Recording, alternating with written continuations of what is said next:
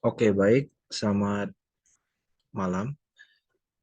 Saya Rudiadi akan menjelaskan mengenai masa pemikiran ekonomi John Maynard Keynes. Baik, em, saya akan memulai dari biografinya terlebih dahulu. John Maynard Keynes. John Maynard Keynes atau Baron Keynes ke-1, CBFBA, atau Keynes kalau dibaca pakai bahasa Inggris. Oke. Lahir pada tanggal 5 Juni 1883 dan wafat pada tanggal 21 April 1946. Adalah ekonom Inggris yang gagasannya mengubah teori dan praktik ekonomi makro serta kebijakan ekonomi dunia. Ia melanjutkan dan memperbaiki teori sebelumnya yang menjelaskan penyebab terjadinya siklus bisnis. Ia diakui sebagai salah satu ekonom paling berpengaruh pada abad ke-20 dan pendiri ekonomi makro modern. Pemikiran-pemikirannya menjadi dasar masa ekonomi Keynesian dan semua turunannya. Itu adalah singkatnya ya. Jadi pada tahun 1930-an, Keynes memimpin revolusi pemikiran ekonomi yang menentang gagasan ekonomi neoklasik bahwa pasar bebas dalam jangka pendek hingga menengah akan mengisi seluruh lapangan pekerjaan asalkan tuntutan upah pekerja tetap fleksibel, dan ia berpendapat bahwa permintaan agregat menentukan tingkat seluruh aktivitas ekonomi dan kurangnya permintaan agregat akan memicu pengangguran tingkat tinggi yang bertahan lama. Menurut ekonomi Keynesian, campur tangan pemerintah diperlukan untuk menstabilkan kempis kembangnya siklus aktivitas ekonomi.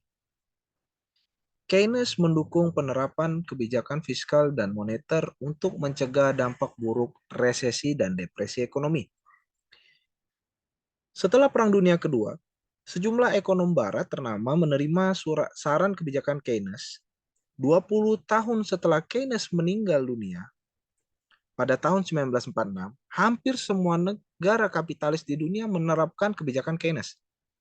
Pengaruh Keynes memudar pada tahun 1970-an, salah satunya karena stagflasi parah yang menghambat ekonomi Inggris Amerika sepanjang dasawarsa tersebut, serta kenaifan teori Keynesian yang dilontarkan oleh Milton Friedman, ekonom yang memprediksi krisis tersebut. Ia bersama ekonom lainnya meragukan kemampuan pemerintah untuk mengatur siklus bisnis secara positif menggunakan kebijakan fiskal. Meski beberapa pihak tersebut menyebut bahwa teori moneter Friedman mempengaruhi tanggapan Federal Reserve terhadap krisis keuangan global 2007 sampai 2008. Ada pula yang menyebut bahwa kebijakan ekonomi pemerintah yang diambil pada tahun itu bagian dari kemunculan kembali Keynesianisme modern. Majalah Time memasukkan Keynes ke dalam daftar Most Important People of the Century pada tahun 1999. Menurut Time, gagasan yang radikal, yaitu pemerintah harus membelanjakan uang yang tidak dimiliki, mungkin berhasil mencegah runtuhnya kapitalisme. The Economist menjuluki Keynes ekonom abad ke-20 paling terkenal di Britania Raya atau Inggris ya sekarang. Selain menjadi ekonom, Keynes juga merupakan pegawai negeri, direktur Bank of England, dan anggota perkumpulan intelek Bloomsbury Group. Ini adalah teorinya. Menurut Keynes, situasi makro suatu perekonomian ditentukan oleh apa yang terjadi dengan permintaan agregat masyarakat. Apabila permintaan agregat melebihi penawaran agregat atau output yang dihasilkan dalam periode tersebut, maka akan terjadi situasi kekurangan produksi. Pada periode berikutnya, output akan naik atau harga akan naik, atau keduanya terjadi bersama-sama. Apabila permintaan agregat lebih kecil daripada penawaran agregat, maka situasi kelebihan produksi terjadi. Pada periode berikutnya, output akan turun, atau harga akan turun, atau keduanya akan terjadi bersama-sama. Inti dari kebijakan makro Keynes adalah bagaimana pemerintah bisa mempengaruhi permintaan agregat, dengan demikian mempengaruhi situasi makro agar mendekati posisi full employment-nya.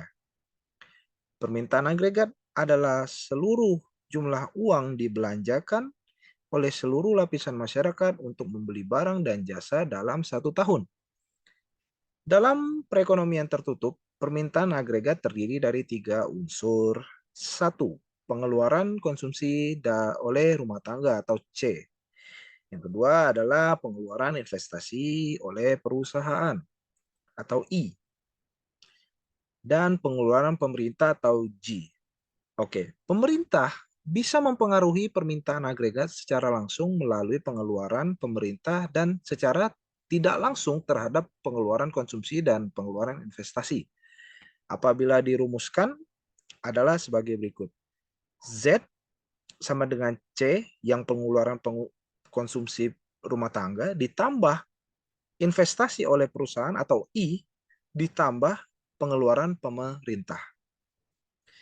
Masing-masing unsur permintaan agregat dipengaruhi oleh faktor-faktor yang berbeda.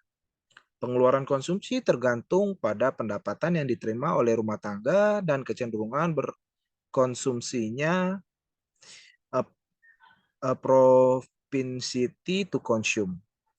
Pengeluaran investasi ditentukan oleh keuntungan yang diharapkan, marginal efficiency of capital, dan biaya dana atau tingkat bunga.